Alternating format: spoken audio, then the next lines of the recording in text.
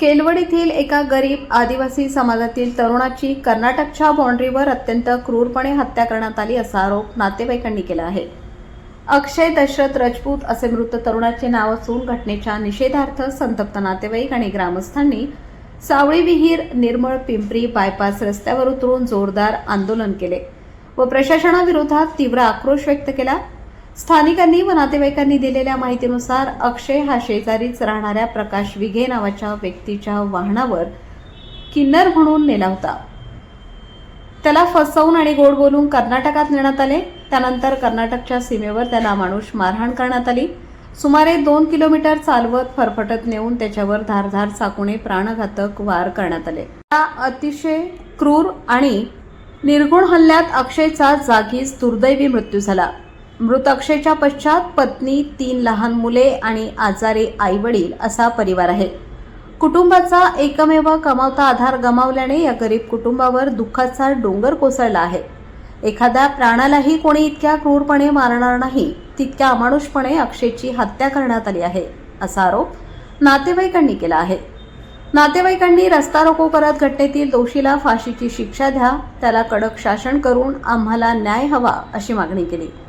काही वेळानंतर तहसीलदार, राहता पोलीस स्टेशनचे पोलीस निरीक्षक दीपक सरोदे, शिर्डी पोलीस स्टेशनचे पोलीस निरीक्षक रणजित गलांडे यांच्या मध्यस्थीने त्या कुटुंबाला आश्वासन देण्यात आले। त्यानंतर नातेवाईकांनी रास्ता रोको मागे घेत प्रशासनाला सहकार्य केले।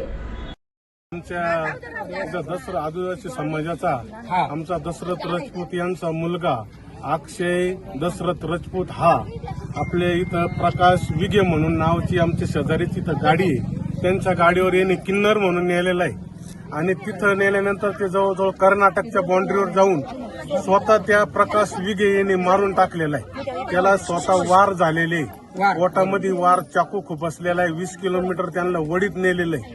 आमचं एवढंच म्हणणं आहे की आम्हाला कुठल्या प्रकारे आम्हाला न्याय मिळाला पाहिजे, एवढं आमचं सगळं आदिवासी लोकांचं आमचं म्हणणं आहे। आम्ही पोलीस स्टेशनने सुद्धा माझी दखल आमची घेतली पाहिजे, आम्हाला न्याय मिळाला पाहिजे, आमचं एवढंच म्हणणं आहे। जो मुलगा मारलेला आहे त्याचे मुलं, छोटे मुलं आहेत, त्याची बायको आहे, ही लहान लहान मुलं आहेत आणि त्याला गोड बोलून नेलेलं इथून। त्याच्या इतकी विजा झालेले, भयानक मारलेले, त्याला एकदम कृत्य अवस्थेत, आज एखाद्या कुत्र्याला सुद्धा टोला मारता येणार नाही इतक्या अवस्थेत त्याला मारलेलं आहे। आम्हाला फक्त आमच्या आदिवासी लोकांना हा न्याय मिळाला पाहिजे। आणि ह्या मुलांचं काय, त्याचे वडील आहे साहेब, ते एकदम आजारी, कालपासून त्याला सलाईन चालू आहे। त्यांना फक्त फाशी झाली पाहिजे का? नाही। तर माझी या सरकारला विनंती आहे का त्याला तिथं ठोकला पाहिजे, जिथं असेल तिथं गोळ्या घातल्या पाहिजे। त्याला फरफटत नेलंय, म्हणजे जनावरांना सुद्धा असं मारत नाही, असं त्याला अक्षयला मारलेलंय, म्हणजे त्याला क्यू सुद्धा आली नाही। त्याचे लहान लहान लेकरं आहेत 3, जर तुम्ही त्याला फरफटत नेताय 2 किलोमीटर वरून त्याला चाकूनी खुपसतायत, म्हणजे किती निर्दमखोर असेल, त्याला थोडी सुद्धा क्यू त्या अक्षयची आली नाही। त्याला काय वाटलं आदिवासी काय मिटून घेणार आहे? ते मिटवायला येणार सुद्धा मारल्या जातील, जो मिटवायला येईल त्याच्या सुद्धा नांग्या ठ्याचा।